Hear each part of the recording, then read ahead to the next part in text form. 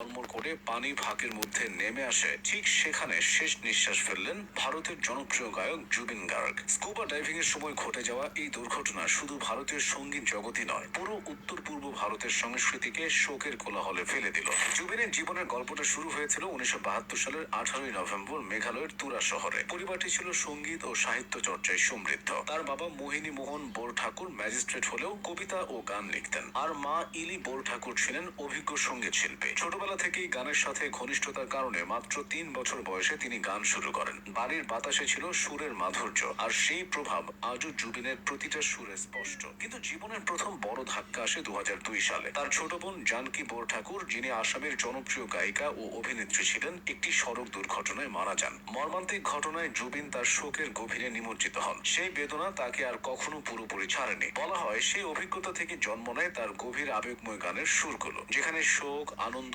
প্রতিজ্ঞা সব মিলেমিশে ভেসে ওঠে। 1992 সালে যুব মহোৎসবে পশ্চিমা একক পরিবেশনায় স্বর্ণপদক জেতার পর জুবিন পেশাদার সঙ্গীত জগতে প্রবেশ করেন। সেই বছরে তিনি মুক্তি দেন অসমীয়া অ্যালবাম অনামিকা, যা তাকে নিয়ে আসে পেশাদার মঞ্চে। কিন্তু আসল আন্তর্জাতিক খ্যাতি আসে 2006 সালে অনুরাগ বসুর সিনেমা গ্যাংস্টারে ইয়া আলী গান দিয়ে। অ্যালবাম হোক বা সিনেমার গান, জুবিনের সুরের মাধুর্য ছুঁয়ে যায় শ্রোতাদের হৃদয়। 40,000-এরও বেশি গান রেকর্ড করেছেন তিনি। অসমীয়া, হিন্দি, বাংলা, ইংরেজি ভাষার সীমা তাকে থামাতে পারেনি। তার ভক্তরা জানতো জুবিন কখনো নিজের অসুস্থতাকে ভয় পেতেন না। অনেক আগে থেকেই মৃগী রোগে আক্রান্ত ছিলেন জুবিন। তার কারণেই 2022 সালে ডিব্রুগড়ের এক রিসোর্টে পড়ে মাথায় গুরুতর আঘাত পাওয়া সত্ত্বেও তিনি মঞ্চে ফিরে এসেছিলেন। গলা কেঁপে যেত, শ্বাসকষ্ট হতো, তবু থামেননি, কারণ ভক্তরা তার সুরের জন্য অপেক্ষা করছিল। সিঙ্গাপুরে নর্থ ইস্ট ফেস্টিভ্যালে পারফর্ম করার জন্য গিয়েছিলেন জুবিন। সেই দিনে সূর্য উঠেছিল শান্তভাবে। কঠিন এ রোগ নিয়ে স্কুবা ডাইভিং এক প্রকার মরণঘাতী হলো তাই। 52 বছর বয়সে চলে গেলেন সেই মানুষ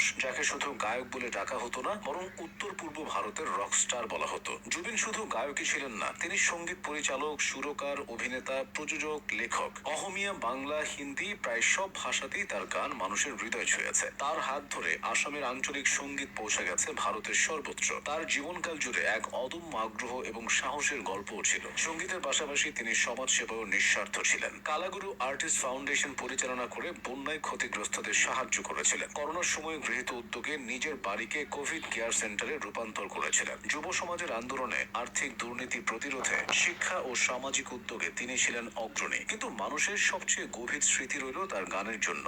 মন মানে না, পিয়ারে পিয়ারে, ইয়া আলী, এইসব গান শুধু শ্রোতাদের গানে নয়, হৃদয়ে বাজত। মঞ্চে গিয়ে তিনি যে আবেগ ছড়াতেন তা দর্শকদের চোখে জল আনত, হাসি এনে দিত, জীবনের এক অদৃশ্য সঙ্গীতের সাথে যুক্ত করত। জুবিনের মৃত্যুর খবর ছড়িয়ে পড়তেই ভারত জুড়ে শোকের ছায়া নেমে আসে। প্রধানমন্ত্রী থেকে আসামের মুখ্যমন্ত্রী, সহশিল্পী থেকে সাধারণ ভক্ত, সকলেই শ্রদ্ধা জানান। তার জীবনের শেষ মুহূর্তে সাহসিকতা আর প্রেমের সমন্বয়, যার জন্য তাকে অনন্য বলা হতো, সেটাই তাকে সমুদ্রের গভীরে নিয়েছিল। মৃগী রোগ এবং আগের চোটকে তোয়াক্কা না করে জীবনকে উপভোগ করার তার ইচ্ছা ছিল অসীম। জুবিন গার্গ চলে গেলেন, কিন্তু তার সুর, আবেগ আর প্রতিভা চিরকাল আমাদের হৃদয়ে বাঁচবে।